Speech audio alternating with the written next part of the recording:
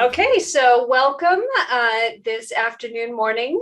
Today, our session is about learning how to frame problems visually so that they are easier to solve with our teams. Our intrepid leader, our guide today is Mr. Ben Crothers. I had the great benefit of taking a game storming expedition that Ben led recently with an afternoon session for my time zone on US West Coast not too long ago. And it was lovely. It was gentle. I learned how to draw a paper airplane without it looking like just a bunch of squiggles, which was an exciting achievement for me.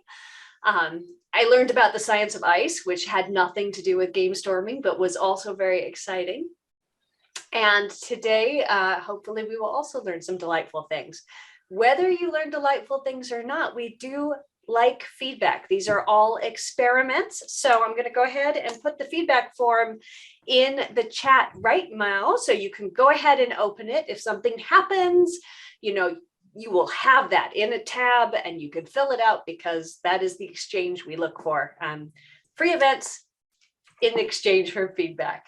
And with that, I'm going to turn it over to Ben. Ben, take it away. Thank you. Thanks very much, Elise. I, of course, was very humbled to have Elise coming along in that game storming training because, I've read her book. Have others read Where the Action Is? Yeah, great book. And I've followed Elise online and her amazing content that she just gifts to the world for ages. And then to have her there, I was like, wow. So that was a great moment for me. This is a great moment as well. And speaking of moments, actually, could we please take a moment and make sure you've got something to draw with and draw on. There's a little bit of drawing. It's really, really simple drawing. As you'll see, it's more about laying out thoughts as opposed to representational drawing. It's not like we're going to be drawing a lamp or Elise or anything like that. This is a conceptual drawing. There's some parts where we'll be writing. Feel free to type if that's easier, more convenient for you. So write, draw, type, whatever is most convenient. Who am I? Why am I here? I'm Ben, and I've been a designer and a strategist and a facilitator for about 25 years. And I've covered a number of different domains, worked in a number of different places, as I'm sure you all have.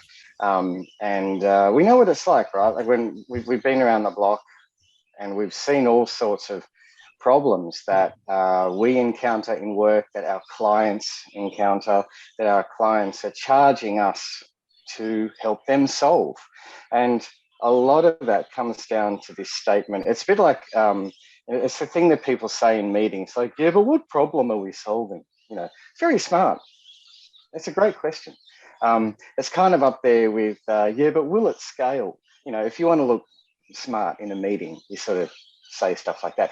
But the conversation that follows that question can either be knockout and insightful, or it can fall flat. Do you know what I mean?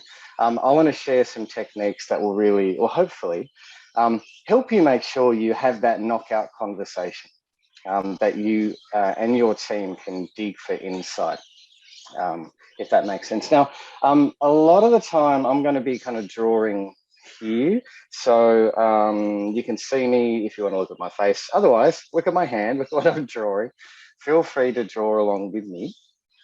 And let us get cracking, shall we? How to frame problems visually to solve them faster. That's what this is all about.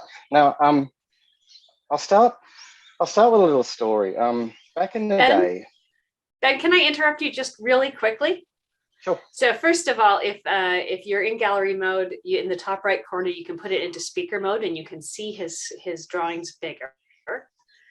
And second, Ben, do you happen to be next to an open window covered in parakeets? An open window covered in parakeets, did you say? Yes, it's your birds are like super present. Do you have a? Oh, okay. One moment. I can deal with that. I'm up in Where are you? There you are. There you are. I'm up in Queensland, and yeah, there are a ton of birds around here. Is that better? I've learned there's a gene that controls whether those kinds of noises bother people. And some people have the gene where it really like they can't handle the fly, and some people don't. But Got it. thank you. Thank you. Oh, pleasure. Thanks for calling it out. I wonder if that gene is connected to the gene where you hate coriander. You know how some people just hate coriander? You know, I wonder if it's related. Yes. It is quieter now. I think I just had That's amazing. Jeffrey, do you have a question or? Could he show the title screen again as first drawing? Please? Absolutely. This one? Yeah, how to frame problems visually. Actually, on that, you're going to hear me banging on a lot about problems, funnily enough, because I think it's a bit of a word that is used to substitute for different things. And yeah, it really is all about getting us to slow down a little bit earlier so we can speed up later. Yeah, yeah, there we go. Is that good? All good? Brilliant. Okay. Where was I? I wanted to start with a story. Okay, back in the 20s, roughly, everyone, you know, sent their cargo by ship. Here we are, here's a ship. And the thing is, with the rise and rise of aircraft, pardon the pun, air freight was starting to be viable, and shipping, as in sticking your stuff on a ship to go from like A to B, was looking much slower. And so people in the shipping industry had this problem. And the problem was ships are too slow. Shipping is too slow. And they couldn't solve this problem. They tried to make the ships faster. Turns out you can only make diesel engines and whatnot. You know, burn so much and go so fast. That didn't work. They tried making the ships bigger, but that just made them slower. Now, their frame on this problem was ships, right? They thought ships, they worked on ships, they thought, you know, ate, drank, everything was ships. That was their mental model. That was their perspective, their frame, and they couldn't solve it. Now, so the story goes, and I believe it, we've got, can you see down here? We've got an enterprising young chap by the name of Malcolm McLean, beg your pardon, not Malcolm McLean, wrong one, Malcolm McLean. He was a truckie, or I think in the States you say trucker, is that right? He was a trucker, yeah. So the story goes, he was waiting for a long time at the docks, waiting for his cargo to be unloaded from his truck onto the ship. And he had an epiphany. He had an insight. And the insight was that the reason why it was taking so long is that all the cargo was, you know, from all the different trucks lining up at the dock were all different shapes and sizes. There was no standardization. This meant that the crane had to be reconfigured every time, and it took a long time and all that sort of thing. And it actually stimulated a lot of local crime because, you know, things would fall off the back of the truck, as it were. That's what made it so easy to steal stuff at docks. So his epiphany led, I guess, us to sort of say, well, 50% of the time it takes at the time for something to get from A to B wasn't on, it wasn't all about the ship, it was at the docks. 50% of it was spent just on the docks. And so he then went on to solve that problem of lack of standardization and made shipping containers. He invented shipping containers, container ships, and a bunch of other stuff. So Google him later if you want. Malcolm McLean, great American captain of industry. So now why do I tell that story? Because when it comes to framing problems, it's all about looking at the situation, your team's situation, your client's situation, looking at that situation with a specific perspective. And that perspective may not be your own. It may not be your client's. Elise, why are you laughing? And the other Lee part, cracked me up in the Lee in the says chat. yes. Got it. And the other part of problem framing is describing it for action. Like, we don't just whinge about it. Do you use this term in America, whinge? Yeah, okay. Yeah, you don't want to be a whinger, right? But we need to talk about it for action. And I actually say that with a point, because in some company cultures, they don't want to appear negative. They only want to talk in terms of positive goals. And so talking in terms of problems might be frowned upon. So sometimes it helps to say, no, I'm not whinging, I'm describing it for action. So I'll actually, on that, when it comes to corporate culture, sometimes we go, well, we've got a goal. So here's a goal, target. And you see this in a lot of processes. Like, if we have a goal, then we execute on that goal. I believe we have literally got it upside down. We don't start with a goal. And if you think, like, as I say this, it'll make sense to you. In a way, we start with the value. What value do we want to create?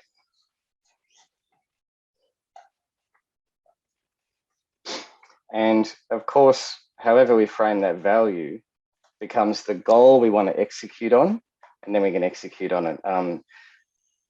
Actually, here you go, Elise. Airplane. There you go. Thought I'd chuck that in there. So the value is actually where it's at. And you think, well, okay, Ben, that's really vague and conceptual. If you think about, here's your customers, or here's your team, here's your community, and your community will have a specific goal or two. You know, customers have goals. They will also have one or more problems that are holding them back. And then we have the organization with the finances and funding, basically, to put people on to solving this. So here's our organization. And of course, the organization will have their business goals, their organization goals.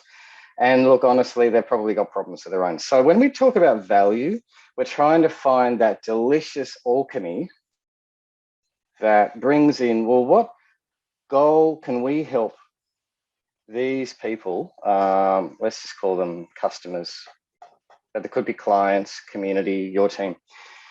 What goal could we help them achieve, and or what problem can we help them solve that maybe solves, will achieve or help achieve one of our goals, and or help solve one of our problems. Does that make sense?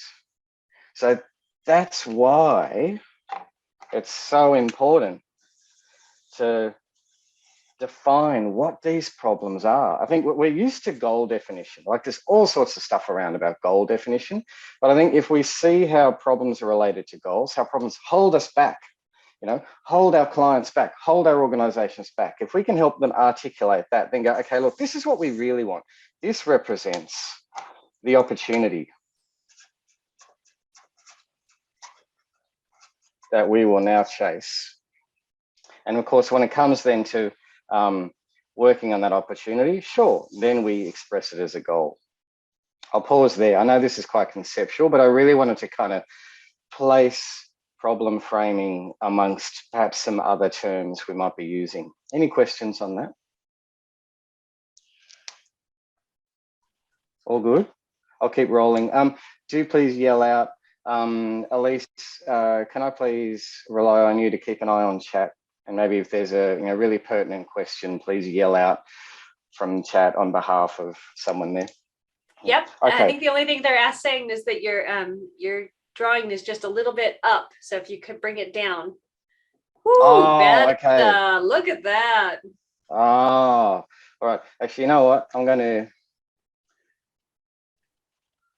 I think I've got to make sure I stay above that line around there. I'm going to put a sticky note on the desk here. All right. Do not draw below that line. Okay, we'll see how Excellent. we go. All right. Look at all of these high-tech innovations. Well done. Oh yeah, that's all we need. All we need. Now, when it comes to the process of problem framing, now often we might go, yeah, you know what? I think I've got a pretty good idea in my head already of what the problem is. You know, maybe it's a little bit vague. It's not that crisp, but I'm pretty sure what it is. And I guess what we want to do is have a neat conversation or a workshop or something so that everyone has that same clear, crisp idea of the problem. Yeah. And often, does anyone use the language of problem statement? Do we use this language, problem statement? It's great if we can get to the point where we can express the problem as a statement. Indeed, it's a nice forcing function to say, hey, whatever happens in this conversation, by the end of the workshop, we need to express it in a problem statement. Why? So that we can communicate it in a consistent way. So that makes sense. That's all fine. And I guess we kind of think, well, you know, maybe it'll be like this, you know, a few hiccups in the conversation, but we'll get there. Unfortunately, realistically, it is often like this. You know, it's messy, isn't it? Anyone relate? Can I hear a yeah? Can I get a thumbs up? Yeah. Now, the thing is, I don't think we should shy away from this because complexity happens. Like we've all got different perspectives. You know that parable of the elephant. In fact, at least I think it's in your book as well. Like we're all in the dark grasping a bit of the elephant and it's all different. Same elephant, different perspectives. And so a lot of this complexity we hit has got to do with hitting, feels weird, touching different parts of the elephant. The mistake I think a lot of people make is they drop out too early and instead they kind of go ahead and try to execute on a malformed idea of the problem they're trying to solve. And what I want to show you very briefly in the time we've got is, I guess, some methods you can use to navigate that complexity. It doesn't make it go away, but it helps us navigate. And probably more importantly, it helps the people we're helping to navigate because like looking at all your you know, good-looking smart faces, I can tell like you know what it's like shepherding people, you know, trying to let the truth emerge. And sometimes we're already there, you know, but others have to connect the dots in the room. Do you know what I mean? And these techniques help us help others to connect the dots. And it's really kind of in 4 phases, as we'll see. Now, we don't have a lot of time together. So what I'm going to do is just focus on a few parts of it. But just for a reference, because I hope you're drawing this map yourself, this first part is all about defining the problem. Here's where we have the mindset of a journalist. You know, we want to get the essential elements: who, what, when, where, why. Like, what are the essential ingredients we're working with here? And then the next part is explore. We need to explore the problem space. What are we missing? Do we need to hear from anyone else? What if we looked at it from this other perspective? Things like that. And as you can see with these arrows, this is very divergent in its nature, but we need some synthesis. It's early in the morning here, and I'm still working on my coffee. Synthesis, and to let those insights emerge. And part of that is then this next part here, where we need to summarize. We need to tell a story, and this is probably where we'll finish, and then we distill. Now, often what happens is people want to gallop ahead and write a problem statement. But without going through these different mindsets of journalist, explorer, scientist, editor, without going through this, often, as I mentioned, we just get this malformed, suboptimal result. Yeah, I'll pause. Is that making sense? Any questions? I think that it feels pretty logical as you're going through it. Would you speak to a problem statement? Could you tell me what a problem statement, give me an example problem statement? Great idea. Yep. Let's say I had, I could say, just thinking of the example before, ships are too slow. Okay. It's a problem. It is holding us back. It is something we should really do something about, you know. But ships are too slow. It's a bit too simplistic, because if we go, okay, now let's go ahead and execute on that. Some people might go, well, hold your horses. What kind of ships? Why are they slow? And so on. So often people take when I say problem statement, it's just a way to express a problem. Ships are too slow. And they'll go ahead and execute on that. I don't know if anyone else is in kind of design thinking land, which is an awesome land, don't get me wrong, but in design thinking land, we like to speak in lots of designy language, and we use terms like, how might we make ships faster? Because we like because it's co-design, like we're all involved. To say how might we make ships faster, it's neither a problem nor a statement. It's a question, and it's indicating a solution. We still need to express a problem, and that's what I want to show you. I hope that helps. I'm kind of letting things emerge by layers here. So thanks for your patience, Carolyn. But yeah, you're right to point out, like what do we mean by problem statement? Yeah. Any other questions? Cool. Actually, that's a good segue. More coffee, Ben. Another segue to a really easy method I want to show you. And look, honestly, you probably know it already. The trick is doing it. And it goes a bit like this. And you can do it by yourself in your head. You can do it by yourself on paper, or in a online collaboration space like Miro or Mural, Lucid Spark, FigJam, Allo, whatever your flavor. It's much better doing it as a group, as we'll see. So it's really about starting with your problem, your initial understanding of a problem statement. So say I said, online meetings are boring. Say I said that. And here's where we channel our journalist mindset, and we go who, why, what, and when. So it's like holding a press conference at the problem statement. Like, I would never interrogate someone. I would never interrogate a person. That's a bit awkward. But I think it should be perfectly fine to interrogate an existing understanding, whether it's expressed as a problem statement or not. But as an example, let's start with this. So online meetings are boring. Now, these questions are all about getting those essential elements that I mentioned before. Who is experiencing the problem? Who's involved? Who is affected? And there's usually, I'm sort of drawing here just because I draw, but the point is here, it's a way to catalog the kinds of people involved. There's some usual suspects, but it's a great opportunity to dig for who else.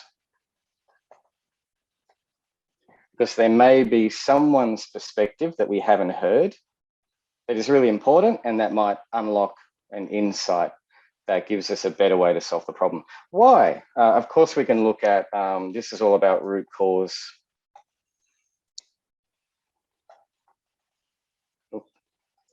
Why is this happening? And that tends to give you a few different reasons, and then you can dig down further. If we have time, we'll get into that. And then it could also be why now? Like, why are we solving this now? Does it need to be solved now? Can we look at it next quarter? Why us? That's an interesting question to check. Are we just doing it based on assumption, or are we the best qualified? Are we the best funded? So why now? Why us? What? Here's where we need to get really specific. This is usually about saying, what do you mean by? You know, what type of? What kind of? Can you give me an example? So when we ask questions that are all about what, we get into the specifics. And again, there's sometimes some insight there. And then when, it could be time of day, but this usually has to do with some kind of trigger. Like, what sets the problem off? What makes it worse? And this is akin to our friend Malcolm McLean sitting there on the dock, realizing that things slowed down when cargo was being loaded and unloaded. So the trigger could be really insightful. So if you do nothing else, what this is doing, as I mentioned, is it's a group exercise you can do. It can be synchronous, it can be asynchronous. You can collect ideas from people beforehand, maybe on group chat, and then analyze it and synthesize it together. But the point of this is, as I mentioned, to get the essential ingredients that we need, because often the language that people use at work is generic and subjective. So let's roll with this as an example, and then I'll hand over to you. If I were to say, okay, friends, our problem that we've got to solve here is online meetings are boring. When you ask these questions, and by the way, we don't have to solve this problem. Some people do jump into solution. When you ask these questions, what gaps are you finding in this problem statement? Any thoughts?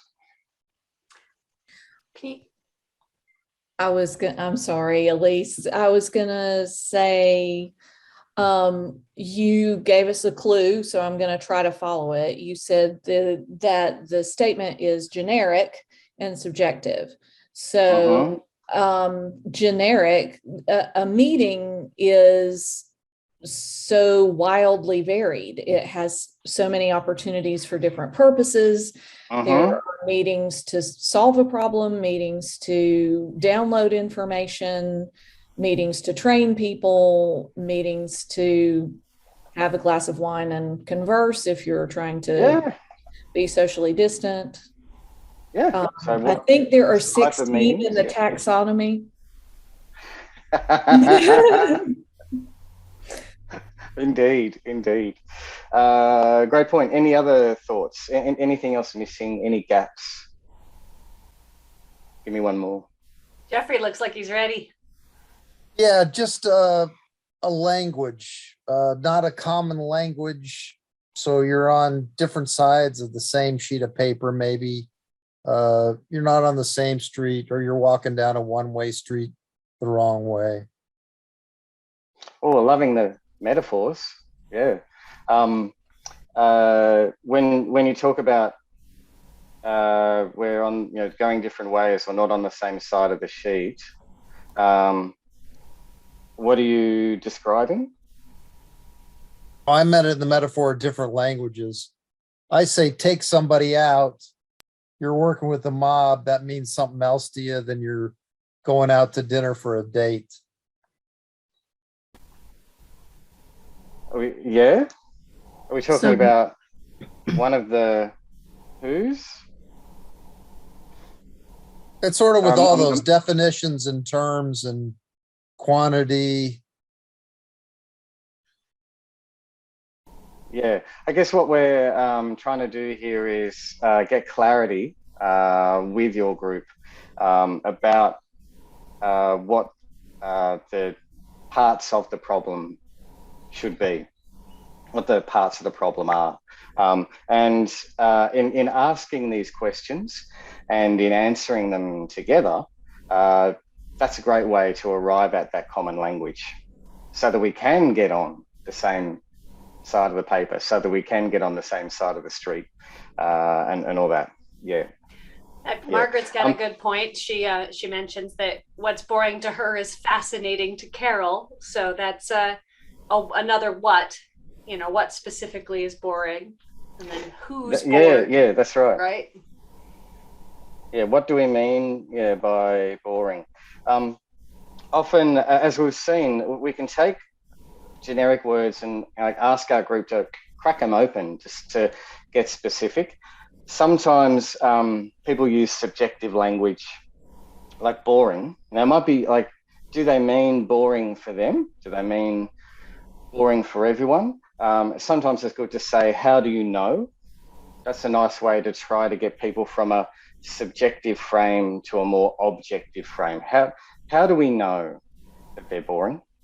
And it might just be that the payoff of going along to these meetings isn't enough for the time that people are spending in them. And so just asking these can be a really insightful question. And it's all in service of getting a better quality problem statement. And so after that conversation, using this, you can call this like a 4 Ws method, or a problem press conference, sometimes call it. It's all in service of getting a better quality problem statement. So I could do a conversation, and after, if we were working on this, we might arrive at something like, meeting organisers struggle to keep long, regular online meetings engaging or productive. You see what I mean? The language is more specific. It's not perfect, but at least we have more of those essential elements to work with. That's the idea here. So that helps us to define the problem a bit more. Any more questions before I move on? All right. Now, your turn, ladies and gentlemen. What I'd like you to do is think of a problem you're trying to solve at the moment. Now, it could be something happening in your life and work. It's nice if it does include something to do with customers and products and services and clients and communities. Reason being, I'm going to be throwing you into a breakout group so that you can reflect together on where you're at with your description of a problem. I say that because I've done this and someone tentatively put up their hand and said, I actually went and made mine really personal. So don't make it personal, but you can make it about a particular project you're on right now or one coming up, some problem that you have to tackle. I'm going to give you a couple of minutes to write that down or type it, up to you. You don't have to be clever with the language, that's fine. But think about these ingredients here. All right, a couple of minutes and go. All righty. Do you want to give me a thumbs up? Just let me know you've got something written down in your head. Excellent. Thank you very much. Okay. Actually, just before we end off on this section, I want to kind of emphasize something else. You know how often we might inherit a problem statement, like from another team or from our boss or from a client. And it's the business of a reverse brief where we have to kind of try to perhaps deconstruct an existing problem statement or try to kind of go a bit more upstream to get to the actual problem that they're trying to solve or the need that they have. This 4 Ws method is really good for that. So say I gave you this problem statement. So say I came to you, like you're all working in this fantastic consultancy, and I said, right, guys, here's my problem. We need a portal for users to manage their accounts. That's my problem. What gaps do you see here? Well, you've already defined the solution as a portal. Yeah, that's right. It's already a solution, isn't it? You're right. This happens all the time. has this happened to anyone else? I know it's happened to me a lot. Yeah, but people come at you with the highfalutin language, problem statement and whatever, and they're just saying what they want.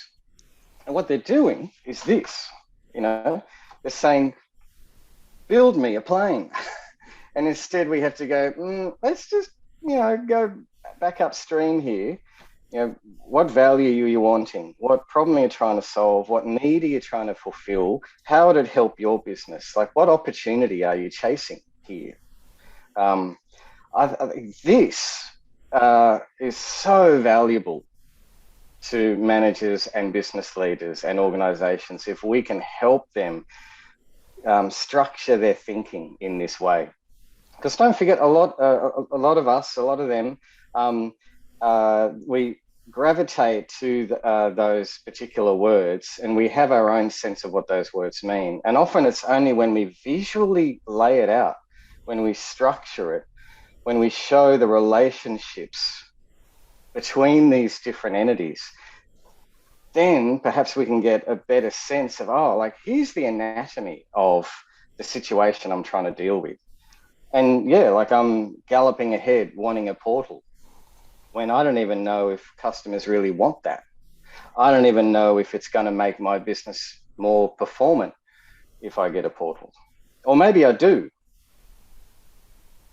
but it's still not expressed as a problem. Like if I were to go ahead and try to solve that, all I'm really doing is making tweaks on an existing idea. So yeah, I don't want to bang on too much more about that. All right, let's move on. Now, as I mentioned, this is about identifying essential ingredients. It's about doing a reverse brief. It's about helping everyone get that shared understanding of at least the territory that we're all dealing with. Now, we can help ourselves and help our team to explore it a bit more. If we don't already have an insight, then we need to get to one. So, and here's where there's this other visual, comes in handy. No, don't worry, it's not the anarchy symbol. It's okay. It's not that. It's another pattern that I use to help people get what's in their heads out. I think as Dave Allen, author of Get Things Done, said, heads are for having ideas, not holding them. It's very hard for people to have an insightful conversation when they're still holding everything in their heads. And my pet theory about why listening at work is so hard is because the cup is already full in the head. We need ways to help people empty the cup so that it's easier for new stuff to come in, so that it's easier to listen. And so patterns like this, whether it's on a whiteboard or in a mural canvas, can really help. So people can go, okay, good, I've got my thoughts out there, I don't have to hold it in.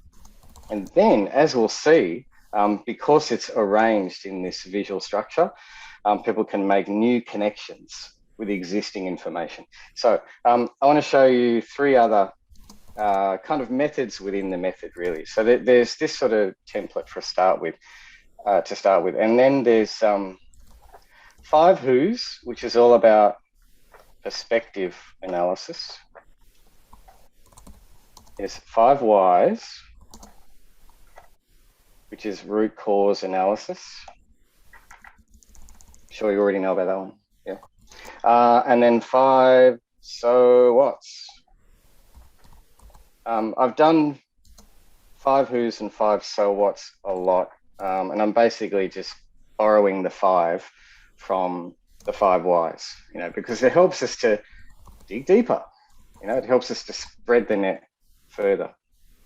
It helps us and others who we're working with in meetings and workshops. It helps us to get past default thinking and to stretch each other's thinking. So the way it works is you can kind of put your existing idea of the problem in the middle here, whatever that might be. So you might have done that 4 W's activity or that problem press conference activity, or you might have done a whole lot of research and formed up a pretty good idea of the problem space, but still doesn't feel like it's coherent succinct yet, or insightful.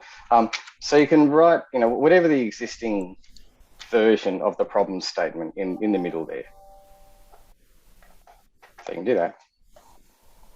And then I tend to start, if I'm doing this as a group, I tend to start with 5 who's. You don't have to start there. Notice this isn't linear. You can start anywhere you like. But here's where you say, just like with 5 whys, 5 who's. Who is involved in the problem? And you catalog them all. And if you're working with sets of personas, that might be a go, or archetypes. If you're working with specific roles within an organization and so on, but it's good to make them as individual as possible. Like to me, it doesn't work just saying HR or competition or something like that. It can't be a collective thing. It's got to be an individual thing. And has anyone heard of the empathy map? Yeah, cool. The empathy map is all about perspective. It's all about helping us walk in the shoes and look through the eyes of those who we're there to serve. And what you do is, after cataloging each of those, you take each one and you do an empathy map. I'm not going to go into detail with an empathy map because that's what the internet is for. But the idea is you plug each of these in and you say, well, for each of these, what are they saying, doing, thinking, and feeling about that problem? The intent of this is to get a spread of perspectives, not just our own, and hopefully dig some sort of insight out. So it's like if the people on the ship with that shipping problem said, hey, let's do a 5 who's. Who else is involved in shipping? We've already done an empathy map of us on the ship. The experience isn't that bad for us. It's just we wish the ship was faster. Now let's spread the net a bit wider. Who else is involved in shipping? Oh, people on the docks. Oh, people with trucks getting the cargo to the docks. Oh, people in the cranes. Do you know what I mean? So it's a way to sort of check all perspectives like that. It's quite easy to do, and it can be very insightful. Is anyone already doing something like this? Interested to know. Like, do you mean like developing personas? Yeah. Sometimes. Sometimes. Yeah. There you go.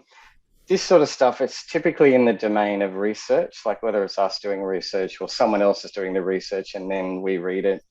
Yeah, so it's going out and finding, let's decide who we're targeting and then go ask, actually, by the way, sometimes people say, back to this one here, the 4 W's, they say, what if we don't know? And I love it when someone uses those magic words, we don't know, or we're not sure. Like, we very rarely hear those terms at work, don't we? And it's great if we can encourage a culture to say, you know what, we're not sure. Let's go find out. You know what? I don't know. I wonder who does. Let's go ask. And I think millions of dollars would be saved in just saying, I'm not sure, and let's go find out, rather than just spinning. But that's me and my experience. So that's 5 who's. The idea, as I said, is just to try to find some different perspectives other than the ones in the room and dig for insight. Then there's 5 whys, and here's where we're kind of mind mapping away about reasons why this might be happening. And we ask why again. Well, why might that reason be happening and that spawns other reasons, and so on and so on. Does anyone use 5 whys in their work? A couple of nods there. Yeah. Again, what I want to show you here is I'm skating through a few different methods rather than us doing them all together, because I want to focus on how we can use these together in groups.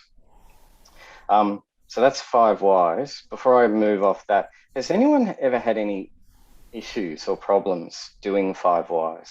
I'd be interested to know. Can I jump in here? Yeah, please. I just put it in the chat to 9 whys, but it's a similar issue that I think people often overshoot, and it's like, because the mind of God wills it to be so for all of humanity, and people are like, what do we do with that, right? I think it often just gets like really existential. Yeah, and we get down to like magma down here, we go too far. Yeah. Why might that be, do you think? I think one of the reasons is sometimes the first thing you find is actually the right answer. Sometimes there's like, why is it broken? I dropped it. Mm-hmm. Yeah. So sometimes like 1 why is perfectly fine. You might have nailed it. Yeah. And there are other times, where we're kind of going down and down and down. Well, was it Lee? Was it you? Yeah. Thanks for bringing this up. I remember one particular time I was doing this. It was an internal change piece, and we were doing a 5 whys. By the way, I tend not to. I don't say let's do a 5 whys. Like if I'm playing with just designers, I do, because they get the language. But I tend to stay away from language like that. I'll just say, look, let's try to dig a bit deeper here. Why might that be happening, and why is that? And can you give me an example? And tell me more. Why might that be happening, and so on? And I was doing this, and one lady, she just blurted out, well, because patriarchy, and you could have heard a pin drop, because everyone thought, but she's right. For the organization culture that this team was in, I can kind of see. I mean, and she'd gone and hit magma, Now, can we solve patriarchy in this team, in this organization? Probably not. And so sometimes our job, like as shepherders of truth and insight, is we have to try to help people go, back up from the magma. And here's where I find it's good to look at, and sometimes you see this happen, sometimes you don't. Look for your zone of agency. What is the area that people have agency? What's the area of the problem that people can do something about?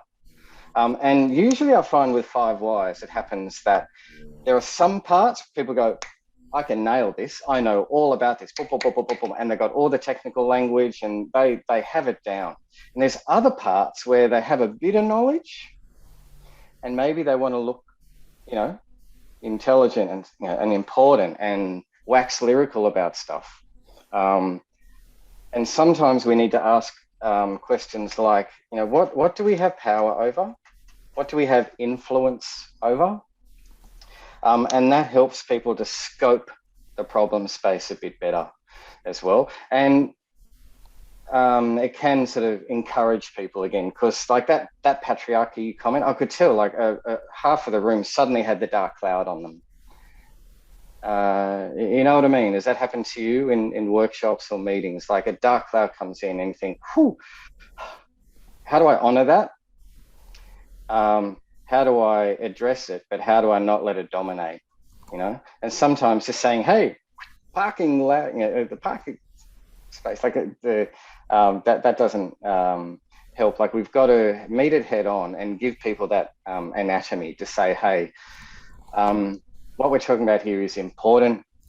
Perhaps we don't have a lot of power to change things there right now with what we have, but we do here, and we can see how it's related. And perhaps the insightful question we've done here has given us fruit to give to the team next door who can do something about it, or to our sponsor who can share it with the leadership group, who can do something about it. So it's not useless. It's not all for naught if something like that comes up. But yeah, I just raved on a lot then. I'm sorry about that. Yeah, but 5 Whys is about digging for insight, isn't it? And sometimes people are afraid of what they will dig up. And I think we need to be there ready, and help them name what it is that they find, help them have a box, or help them create a box to put it in. Yeah, that was all very deep, wasn't it? At least for me, first thing in the morning. Now, 5 so whats, I find this one, there we go. This one is impact analysis.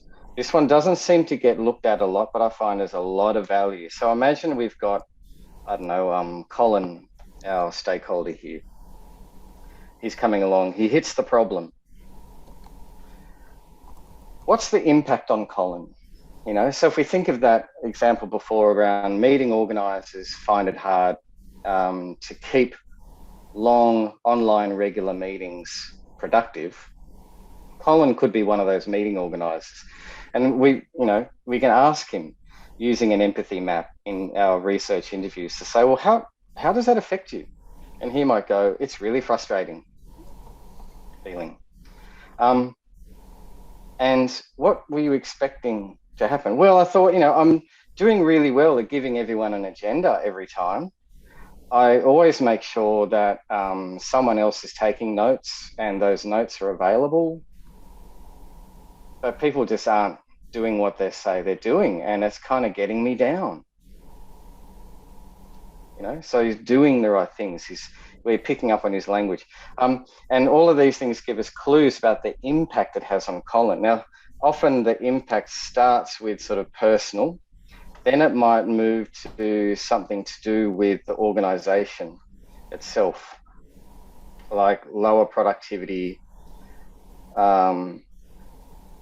higher employee churn, things like that. And so an individual impact becomes an organisation impact.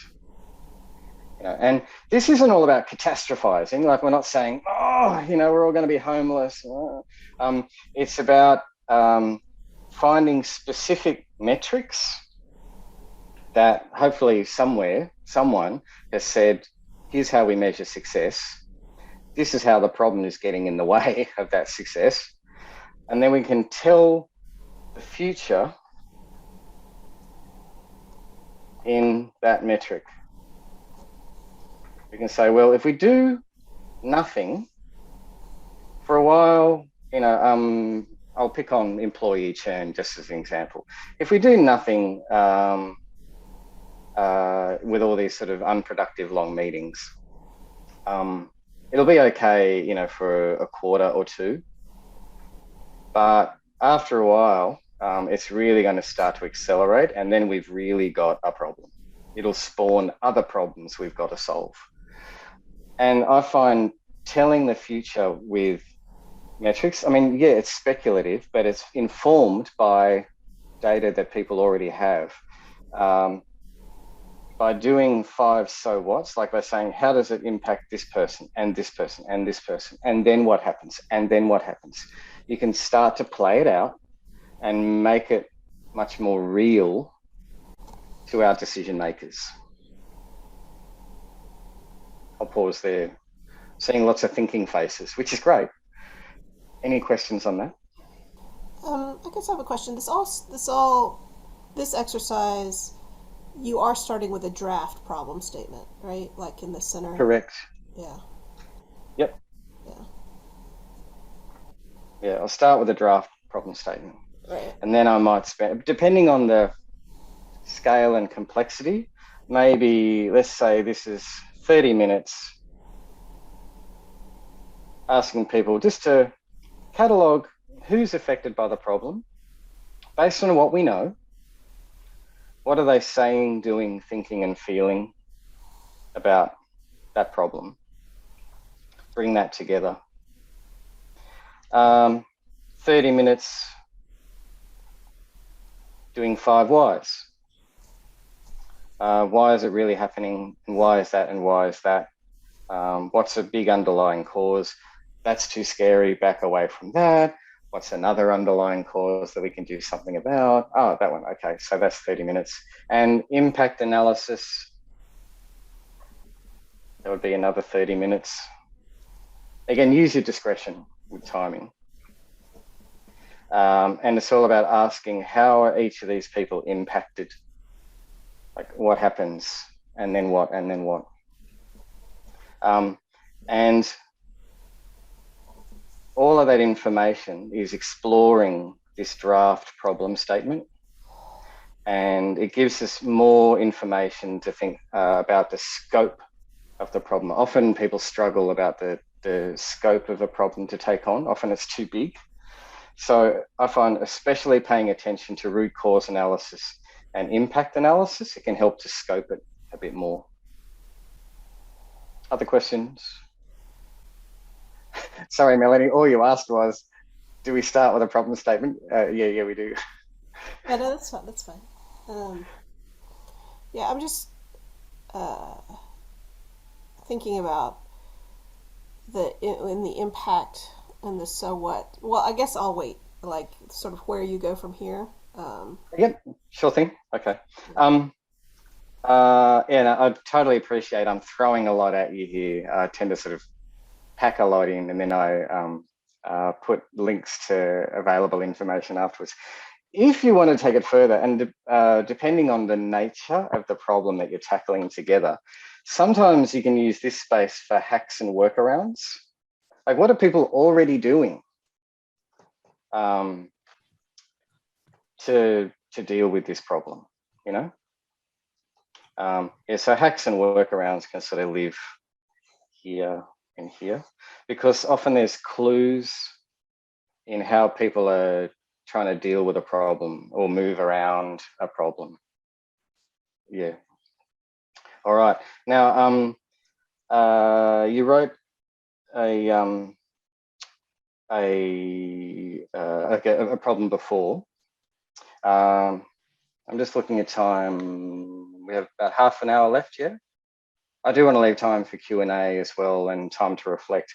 So let's just say, because I'm throwing a lot at you here, and I would imagine if you were to do this with people, who go, okay, well, look, we just explored all this. Now what? So now here's where we start to get from the diversion and immersion into the conversion. And now we need to summarize what we've got. And here's where the problem story comes in. And here's where it's a step before a problem statement.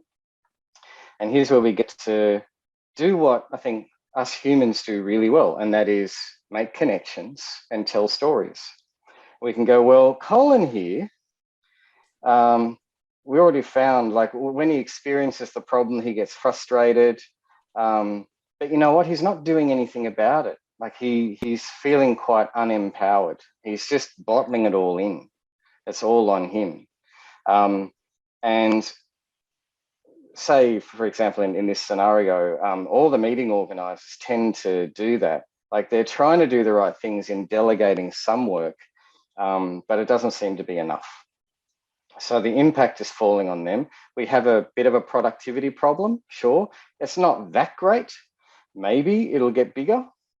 But the real causes of why this is happening is because they're recurring meetings by default. They're 2 hours by default. We're not looking enough at the nature of the meetings themselves. And when we dig into that, it's because they've tried to be efficient by using templates. And by templatizing it too much, it's become too mechanistic and too repetitive. So that might be our insight. And so to see what I did there, I went, I'm making connections from, I would imagine, different parts of the conversation we've had, telling a story by making connections. So here's a way you can kind of wrap all that up in a nice little template, funnily enough. Problem story, and it goes a bit like this. User type wants to goal. To achieve that, she has to do a bunch of tasks.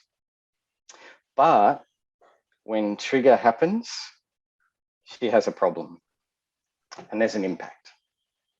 So see how this as a template can connect all the various bits that we have been playing with and talking about.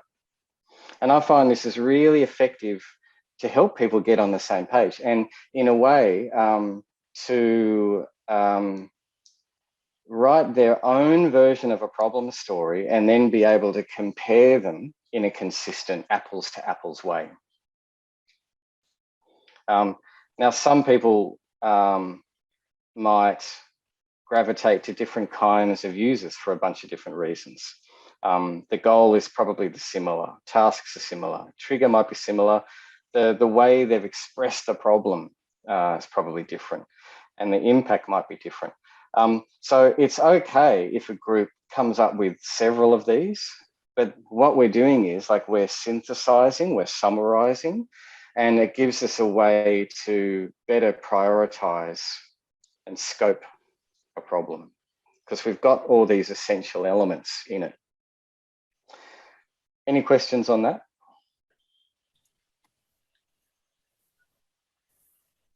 Oh, Ben. Hi.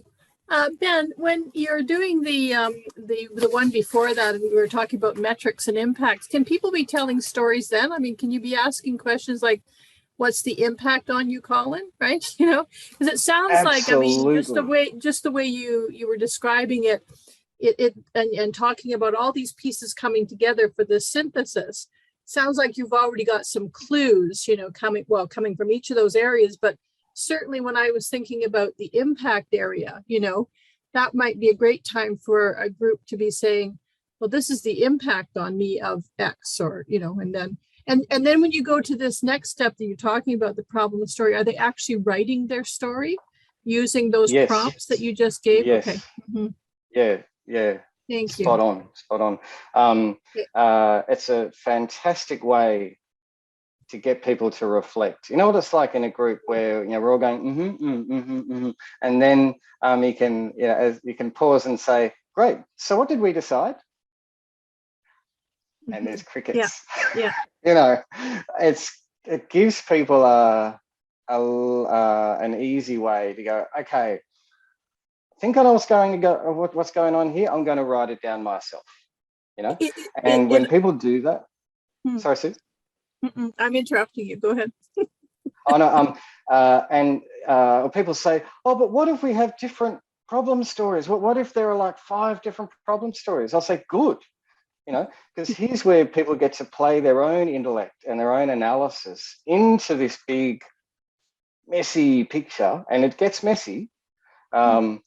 To synthesize what they want to synthesize. And that's the lovely part of emergence in a conversation, to see, well, what looks like the biggest impact?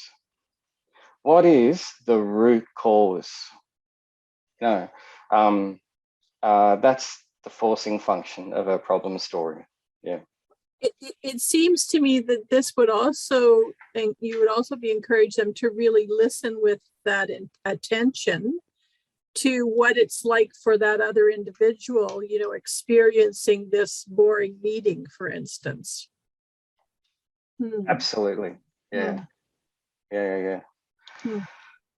All right, ladies and gentlemen. Would you be introducing something where they could listen, or is that, you know, are you setting guidelines, or, you know, at the beginning of this process, or sorry, I'm taking up the air. No, that's good. No, I'm glad. This is great. This is like jazz in workshops. You know, I'd say, like, if you know where you need to go, if people haven't told their story yet, yeah, I think it's an awesome time to give people a forum to tell their story. Often all of that happens in a more formalized way, you know, through customer research or through one-on-one stakeholder interviews or so on. Sometimes, that's always great. I would always applaud that. But sometimes the real truth has not yet emerged, because often, you know, the problem might be us. The problem might be me, and I don't see it. And when we're discussing this you know, as a group in a workshop or whatever, it's great when these pennies do start to drop. And then perhaps someone can say, actually, I realize I've just been trying to climb to the top of my own mountain, you know, within this company. And I think we're all trying to climb to the top of our own mountains. We're not all, we don't have one mountain. Yeah. It's great when times like that happen, and then go, like, please tell your story. You know, it's great when you have those, and like you've set up such a safe time and space where people can have epiphanies in a safe way like that. Yeah. Yeah. Thanks, Ben. Thank you. Thank you. Cool. That's a great segue to, I want to give you, how are we going for time? A few minutes. Take what you wrote before and see now if you can rewrite it in this format. I totally appreciate, like, you haven't gone through those moves of the 5 whys and the 5 whos and the 5 so whats to generate much, but it'll be interesting to see, even just restating your problem in this problem story format. It'd be interesting to see if that changes anything for you, unlocks anything for you. I'll give you 3 minutes to think about that, write that down, and then we'll come back together again. If anything isn't clear, by all means, pop something in chat, and I'll take a look. Okay. Again, I know that's barely any time, like 3 minutes flies. I wanted to give you at least the experience of using this as a thinking tool, even just with yourself. But this is something we can certainly use with groups. And hey, good news from Margaret. Thank you. I've already come up with some new ideas for how to tackle my problem. Awesome. Look at that. All right. Now, as we know, it's really good to reflect. It's really good to kind of flip what's in our heads onto paper or pixels, and then with someone else. And I really want to give you the opportunity just to kind of reflect with each other, to kind of solidify this a bit more. So I'm going to pop you into breakout rooms, looking at time, just for 5 minutes. 5 minutes. You don't have to share anything personal. If you know each other already, that's awesome. These breakout rooms are completely at random. And so, you know, it's a great time to be curious for each other and the challenge that others are facing. But in that 5 minutes, just, you don't have to sort of state the process or state what your problem statement is if you don't want to. You can if you want to, but it'd be good to know, how was that experience for you? Has it unlocked anything different? How might you use it yourself in your work? Things like that. It's just a way to reflect with each other. Any questions about this before you get zapped away into the interspace? Sound good? All right. See you later, Chris. Thank you. Got to drop off to make dinner. Food is important. People are leaving, so which is fine. But now I just got to shuffle. I got it. I got them reshuffled. They're good. Oh, awesome! Thanks so much, Elise. Just want to make sure that Lisa doesn't pop into a room all by herself. Yep. Nope. We're good. I think we're good. Oh, Lisa. We'll get Lisa in there. Yep. Thanks, Elise. Yeah. Groups of 3. You'll find you'll be in a group of 2 or 3. Yep. Okay. Have fun. Bye for now. Welcome back, everybody. Welcome back. You have so many hands raised. What are all the hands? Jeffrey? Yeah, so with it, we appreciate that. With the A, we understood the hacks on the left. Was the right circle below the so what's and the next to the root cause? Was that the stories?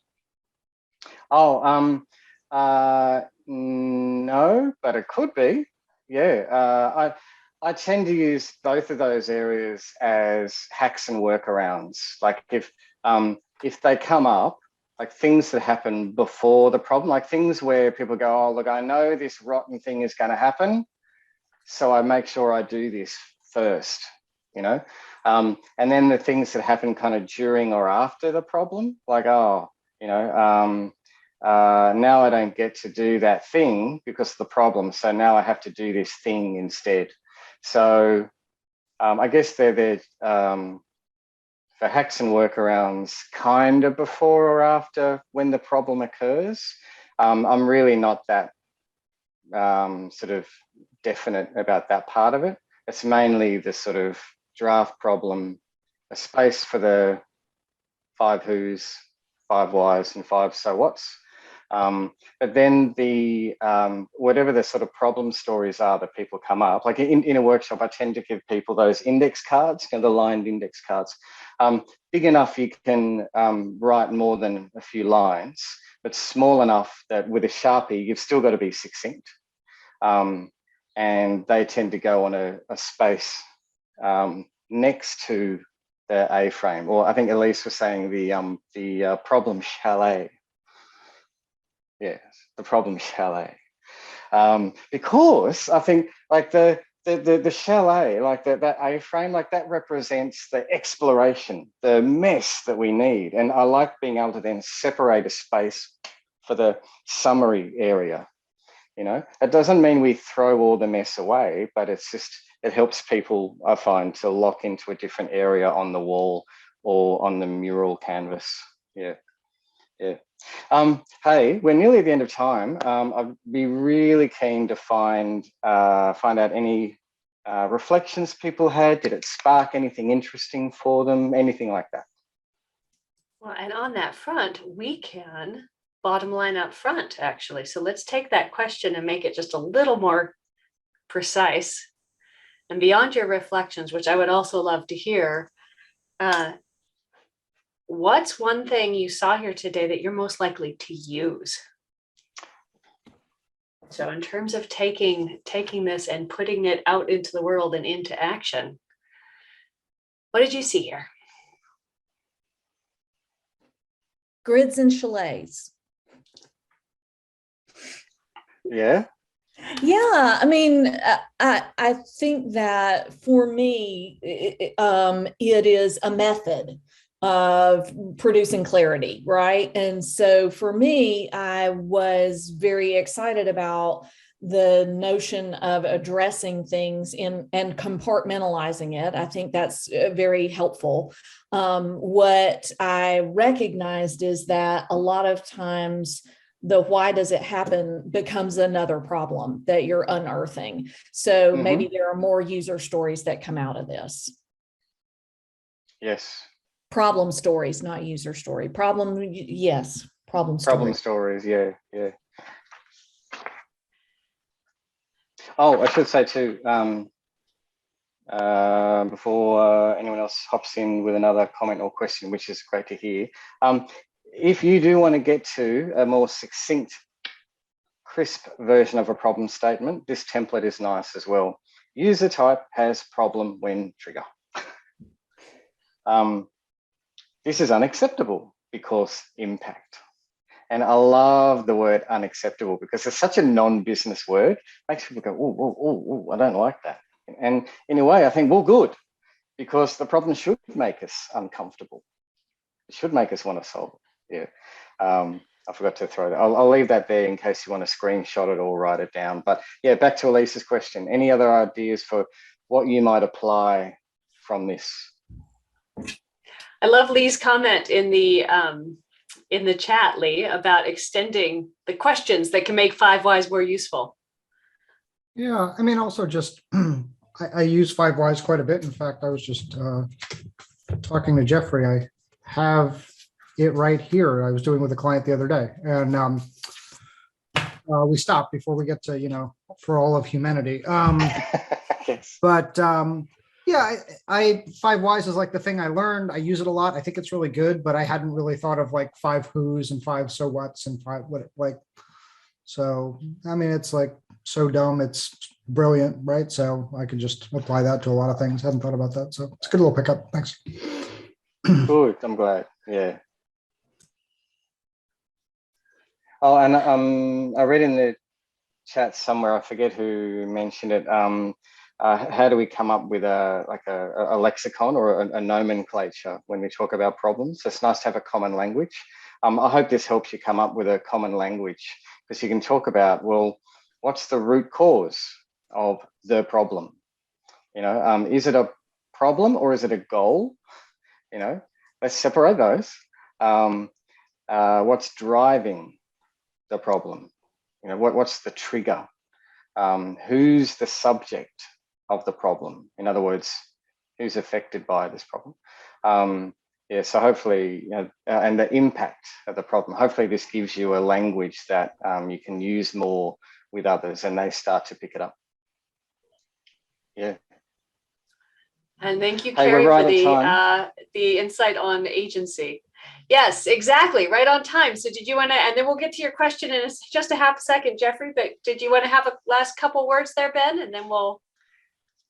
Oh, look, all I really want to do is say, hey, look, if you like this, and if, like me, you want to kind of find more ways to, you know, help people see more of their work rather than just say it. Look at this. My mum actually has a copy of my book on her shelf. Isn't that adorable? I've packed a whole lot of stuff about drawing for work in my book Presto Sketching, and the stuff we've been covering here is definitely in the kind of latter half of the book, and there's all sorts of different kind of patterns and things included here. So I encourage you to check that out. Otherwise, do please, if you want, follow me on LinkedIn. I'm easy to find on LinkedIn, and if you like more of these sort of ideas and downloads and methods to use in workshops, check out my site, brightpilots.com, because I have training and resources on there. That's Bright Pilots, as in bright as the sun, and pilots, because, hey, we're all pilots. Like, we all take people from A to B in better, more productive ways. brightpilots.com. That is me. Thanks, Elise, and thanks, everyone. Thank you. And I will look in the chat. We've got a couple of other things for you to look at. If you have not yet opened the feedback form link, it's right there at the top. And then again, save the date. We do have more events coming up in the future. Next Monday, there's a Liberating Structures, sort of Wise Crowds event. So if you're working on a session and would like people to help you design that using Liberating Structures, that's a co-led event. And then we're doing an event on uncomfortable psychological safety, using improv with Izzy later on. There's Ben's LinkedIn link. Let's just make remembering links easier. And here's Ben's fabulous website. All right, and with that, we are officially done. Thank you so much. Now that we are officially done, Jeffrey, did you want to have a question? Okay. All right. You're all welcome to hang for a couple of minutes with any final questions, but otherwise, thank you so much for taking the time to spend with us. Thanks, everyone. Appreciate your time. Thank you. Bye, everyone. Bye, Sue. Bye, everyone. I like your sparkles, Lee. That was pretty awesome. Lee's got good sparkle. I know. Although you can see that the light is fading and my green screen is going here. It looks like sunset. Yeah, I know. A green set. Yeah. The matrix is breaking through. Yeah, it's like Tatooine. Or as I guess they say in Oz, Tatooine. Is it here? Trigger. Actually, the thing I got out of today was trigger. Trigger. Yeah. There you go. Whinge is a great word too. Sorry. Whinge. Yeah. Yeah, love the word. So that's right. Ben, I mean, what I find is people are so resistant, I think, right? People just want to like find that damn solution. And I mean, when I do 5 whys with people, it's like pulling teeth, right? Yes. And I think, I mean, you're asking them to do 5 times more stuff. And I guess I just wonder, I mean, I'm along for the ride, but you know, I feel like a lot of other folks are just like, we hired you to find us a solution. Where's our solution? Yeah. Right. Stop Yeah. asking me questions. Right. Yeah. So what's your pushback on that, or what's your? How do you 100. Like I totally feel that happens to me all the time. I do approach these things with questions. I'll ask questions like, awesome, like we're going to get right on it. And look, we all have ideas for the solutions already. Just to check, who's it for? You know, who's it for? And if they can't say what it is, I'll even play along. I'll be a nice consultant. I'll say, "Oh, okay, that's right. Look, we'll work it out. And when can we test this? Okay, yeah. Oh, so we can get to test. Okay. Who are we going to test it with?" And there's often an awkward silence. And then they might go, "Oh, yeah." I might ask. In our experience, when we do these sort of things, like scope really blows out, and we don't want scope to blow out. So can you help me narrow the scope down? And I'll ask the sort of scoping questions around the root cause that we went through before, like with 5 whys. Just one question. Or I might say, hey, what's your success metric that you're already using? How do you already define success? Because like if we're to improve this or if we're to solve it, it's got to map to that metric somehow.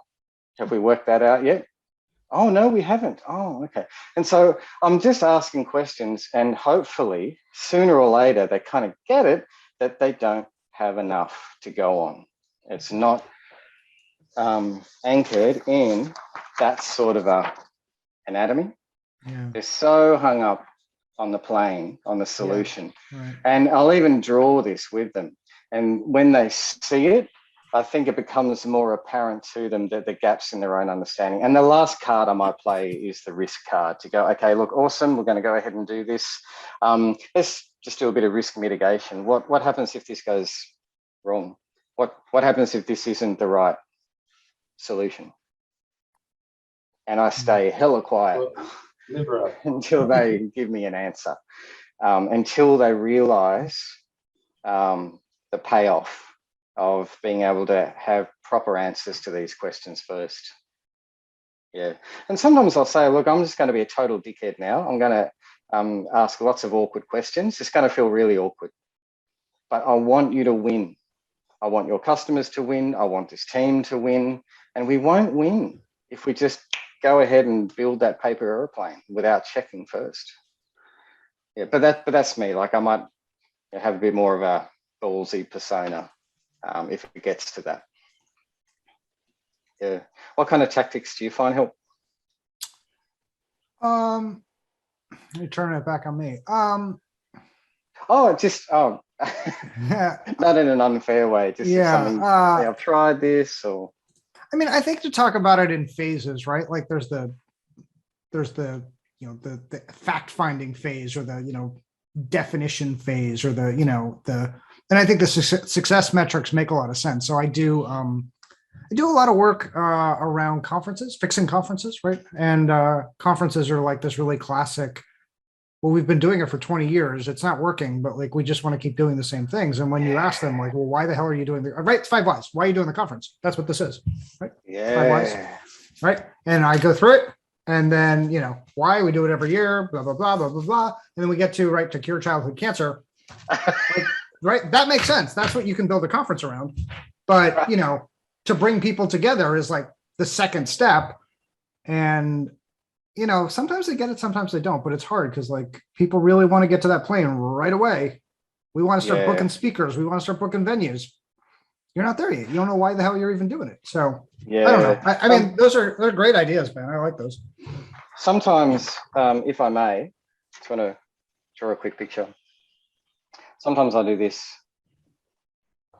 I might say, all right, so look, say we already know exactly what we want to do.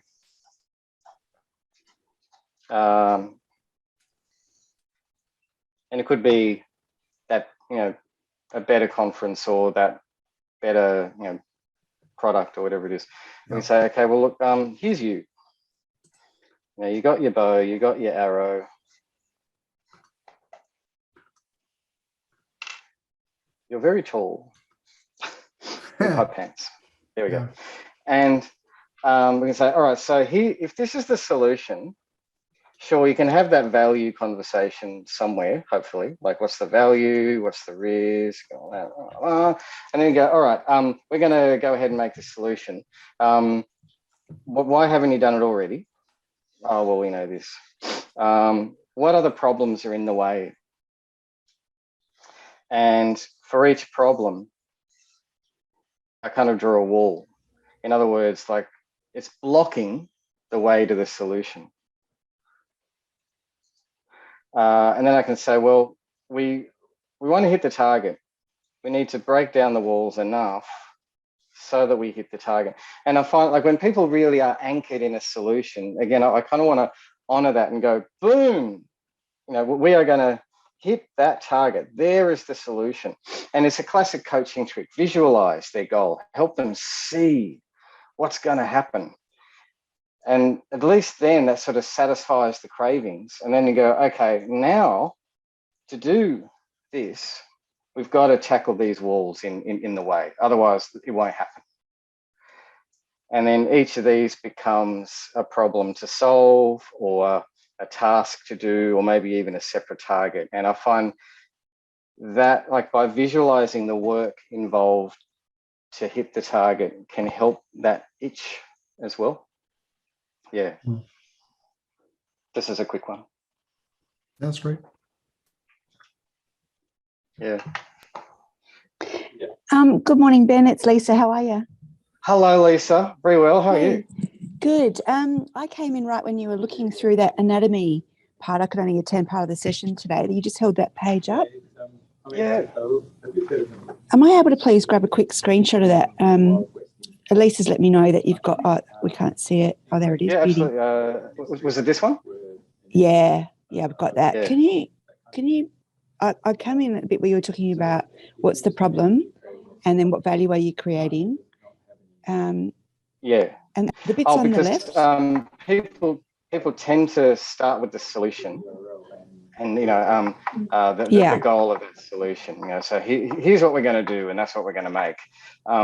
And often we need to take people more upstream to talk about, well, why are we making that? Like, what's the value? Like, why are we doing that rather than, I don't know, a few other opportunities that are valuable in other ways? Like, why this one? And it usually is because, well, if we do this, it means we are solving this problem for customers, helping them achieve this goal. And if we can do that, we can actually help achieve our own organization goal, which might be more revenue or whatever success metric, whatever needle they're trying to move there. And it's a way to sort of to help break down. Yeah, that's why I use the word anatomy, so they can see the parts that they need to pay attention to before they get fixated on a solution. And I also use this just as a way to say, here's where talking about a problem fits in. Like, we don't just talk about it because it sounds smart. There's a real need to define it and its relationship to the goal, be that a customer goal or an organization goal. Yeah, love it. It's perfect. Excellent. Thank you for explaining that. I'm going through something very, very similar where the solution's already been created, but it is a good solution. But this really helps to visualize it. So thank you for that. Appreciate it. No problem. Yeah.